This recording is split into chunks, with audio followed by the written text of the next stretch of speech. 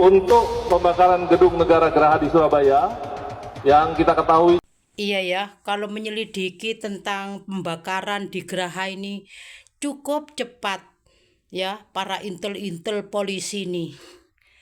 Tapi yang koruptor dana hibah sampai 7 triliun lebih, Gubernur Jawa Timur yang banyak merugikan negara dan merugikan rakyat, ini tidak diusut sampai tuntas. Bu Khofifah sama wakilnya Emir Dardak. Inilah ketimpangan di negara ini. Apabila rakyat kecil yang membuat kesalahan diusut sampai tuntas, di penjara betul. Tapi yang korupsi berapa kali Bu Khofifah tidak diusut sampai tuntas dan di penjara dan cepat ditangkap. Tebang pilih.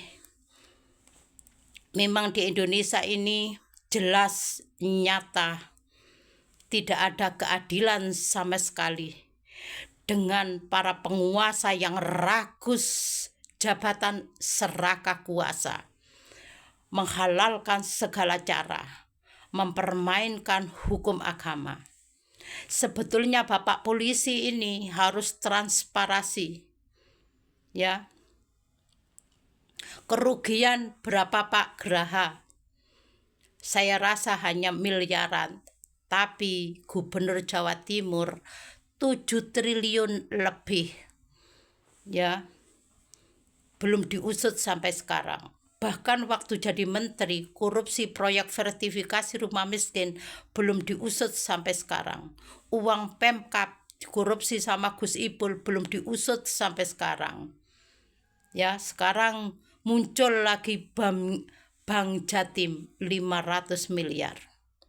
Rusaknya negara di Indonesia ini. Para tokoh-tokoh ulama pada jual agama, mempermainkan agama, tidak takut waktu disumpah dengan Al-Quran. Seperti mana Bapak yang mengeluarkan statement seperti ini juga. Seharusnya transparansi Pak.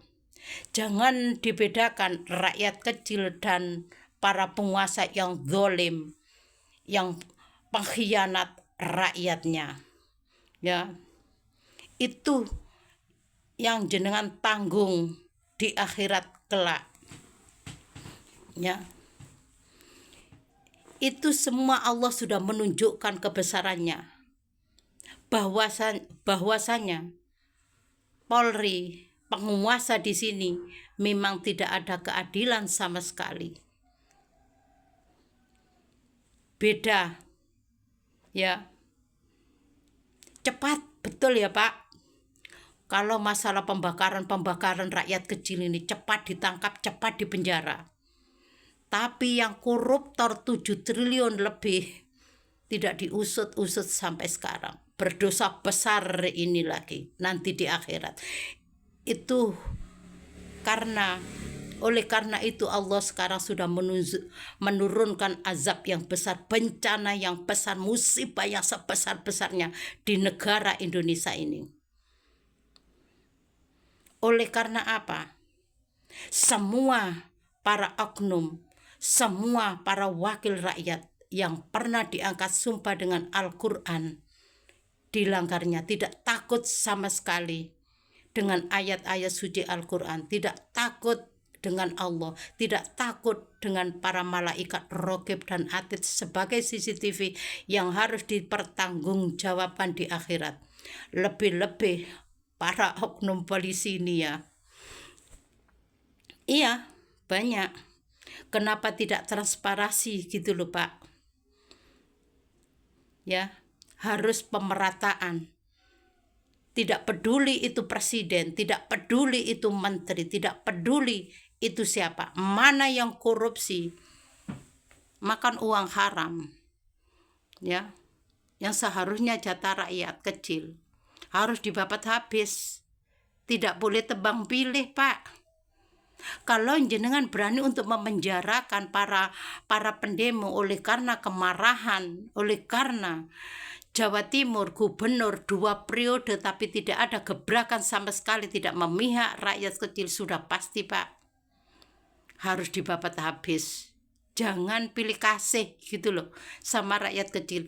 Kalau memang yang membakar Geraha di penjara, seharusnya jenengan juga kewajiban untuk memenjarakan seorang Khofifah dan Emil Dardak, oleh karena belum diusut sampai sekarang. Oleh karena itu demo berterusan, sudah pasti satu saat akan demo besar-besaran untuk melengsarkan Khofifah.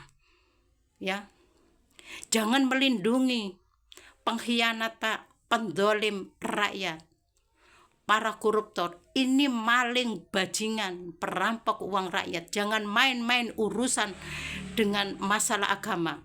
Jangan main-main dengan sumpah jenengan waktu pelantikan dengan Al-Quran.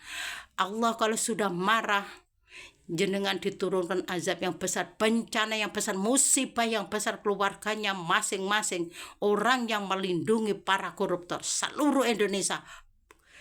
Ya, saya minta kun fayakunmu ya Allah, oleh karena negara Indonesia ini memang tidak transparansi, tidak ada keadilan sama sekali, tidak memihak rakyat kecil. Rakyat kecil selalu diperas habis-habisan kalau dapat kesalahan. Betul-betul dipakai pasal berapa, undang-undang berapa. Ya.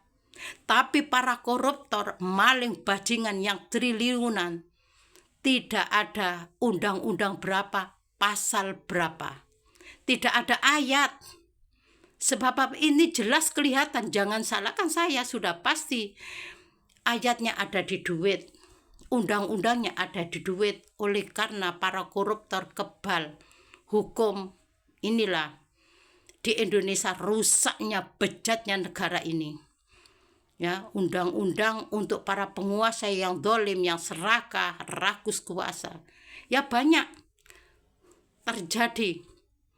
Seperti mana Pak Jokowi banyak korupsi, anaknya semua korupsi, Bobi juga, mantunya juga korupsi. Tapi kebal hukum. Oleh karena apa? Duit ini yang menjadikan nanti kualat, dapat hukum karma yang besar, bencana yang besar. Untuk penguasa yang dolim, yang selalu menutupi, melindungi para koruptor, bajingan uang rakyat. Itu saja yang saya sampaikan. Hati-hati Pak untuk memutuskan perkara untuk rakyat kecil. Itu saja yang saya sampaikan ya. Assalamualaikum warahmatullahi wabarakatuh.